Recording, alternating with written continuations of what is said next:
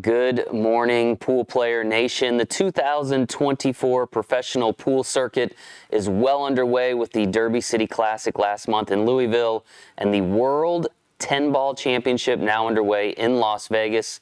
Let's go to our industry insider, Mike Panozzo, who's in Las Vegas following all the action for an update. Mike, how are you? I'm great.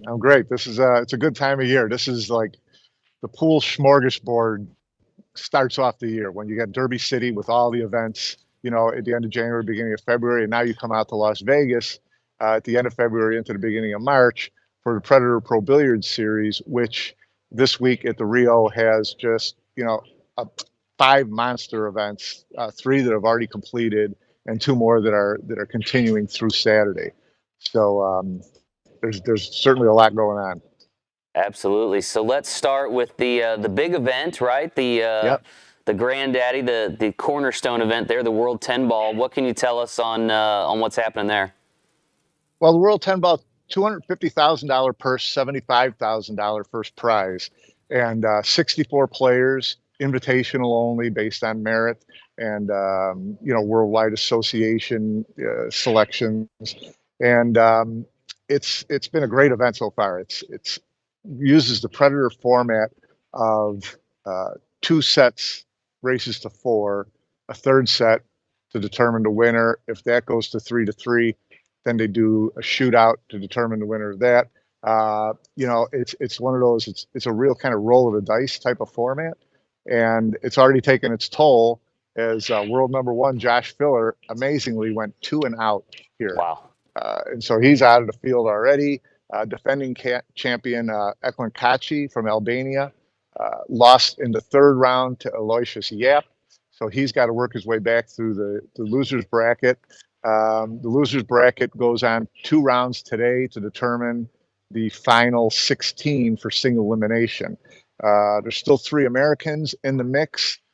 Shane Van Boning, Sky Woodward, and Hunter Lombardo all have to win 2 matches today to reach that final 16. Okay. So sounds like some favorites already out, and some of our American boys hanging tough, but it sounds like they got a little bit of a difficult path if they're going to come out a champion in this one. It's a tough field. I mean, Yeah. these are the best of the best, and it's a kind of a crazy format, so it lends itself a little bit to upsets, and we've seen a lot of that already. So it should be a really interesting day today. There's still 4 Polish players left. They're always very strong. There was only 1 Filipino in the field, Carlo Beato. He's still in the mix. So yeah, a lot to play for today. And the action in the World 10 Ball, that continues through Saturday, is that correct? Correct. And you can see that there's matches streaming all day, all night, the next 3 days live on World Billiard TV or Pro Billiard TV on YouTube, and great action to watch. Nice. So I know you mentioned the World 10 Ball is not the only professional event happening in Las Vegas this week. What else do the fans of Pro Pool have to look forward to out there in Vegas? What's going on?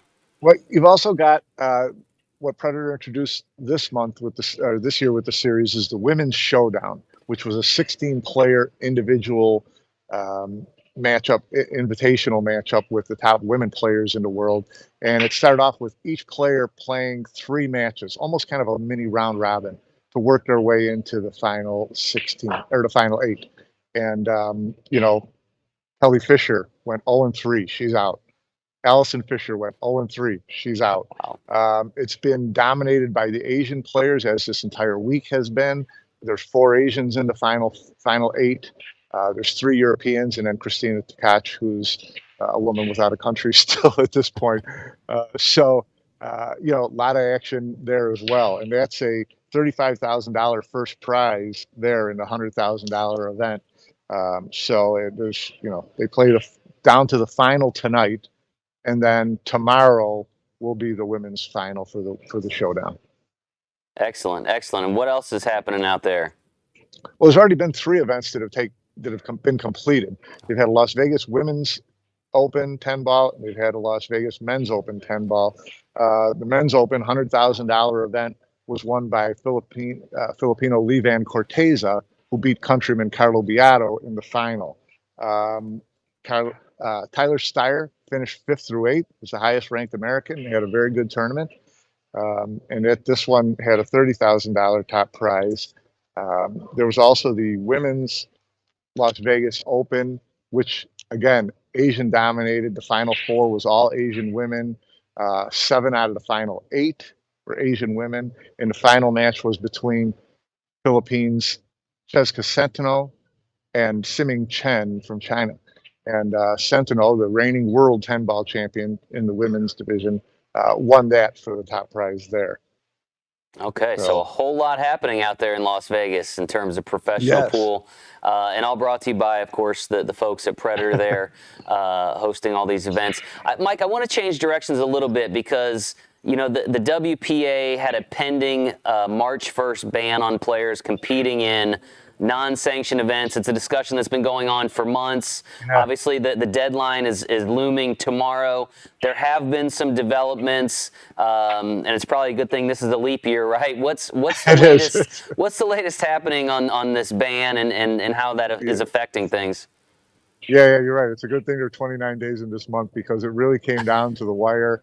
And the WPA issued a statement yesterday saying that they were lifting the ban and quote treating all of the matchroom events, which was the main group of unsanctioned events that they were fighting against. They've decided to treat them as sanctioned events, which I thought was really interesting wording because obviously they have not reached an actual agreement with Matchroom to officially sanction those events. So they're just treating them as sanctioned events, which the long and short of it means that professional players can play in any event, Matchroom or not, going forward, at least through the rest of this year, without fear of being banned from WPA sanctioned events. So it's a step in the right direction. It was a little bit confusing, and Matchroom still has not fully accepted being part of the WPA. It's like they don't really need the WPA right now. They've got the top 128 players in the world on their World 9-Ball Tour. So, but it is, everyone knows it's going to be better for everyone if there's no ban in place. If everything is sanctioned and everybody can play in the same sandbox, it's going to be better for everyone. So hopefully this is a step in the right direction with the WPA putting the brakes on a ban. And now they can take their time a little bit more and sit down at the negotiating table with Matchroom and try to come up with some kind of agreement where all Matchroom events would be sanctioned. The World 9-Ball Tour would be part of the WPA rankings, and that would introduce a couple of the big WPA sanctioned events like the China Open, Qatar Open. That would kind of bring them back into the mix for these World 9-Ball Tour players. So, if you look at it, and I think both Matchroom and WPA are trying to look at it from the standpoint of what's best for the players. We don't want any player to not be able to play in any event they want to play in. How do we get there? So just kind of different business philosophy, so to speak, between Matchroom and WPA. But as long as there's time now for them to sit down at the table together and try to hash something out, it could really take what's already going to be a huge year for professional pool and ramp it up even more.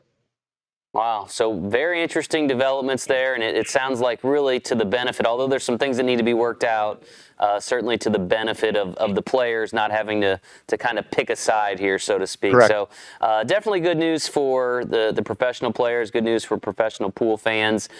Mike, I know there's so much more to discuss related to all things pro pool, including this ban, including all the Predator events going on this week in Las Vegas. With that in mind, I know you're hopping from Las Vegas to our studio here in St. Louis next week for our first full episode of BD Live of the year. In addition to those things, what is our first show going to look like next week? Well, I mean, there's a lot to talk about. It's great to kick off the year. It's very exciting. There's already been a lot of play. There's a lot coming up. But we're also going to take a look. March 8th is International Women's Day. And the month of March is Women's History Month. So we're going to take a look at women in pool. And, I've had a chance to sit down with some of the lady pros here and talk to them a little bit about, what it's been like to be a woman in this men's environment and what kind of obstacles they had to overcome to get where they are, who their heroes were, things like that. So we're gonna focus on the ladies this week on BD Live, and I'm looking forward to that. Nice. Well, that sounds definitely sounds interesting. Looking forward to having you back here in studio, Mike.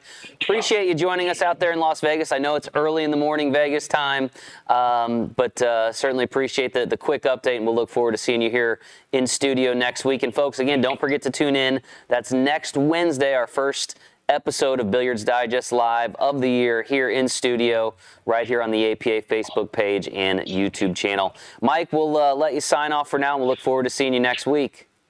Thanks very much. Great seeing you guys. We'll look forward to seeing you in a couple days. All right, thanks again, and thanks for tuning in, folks.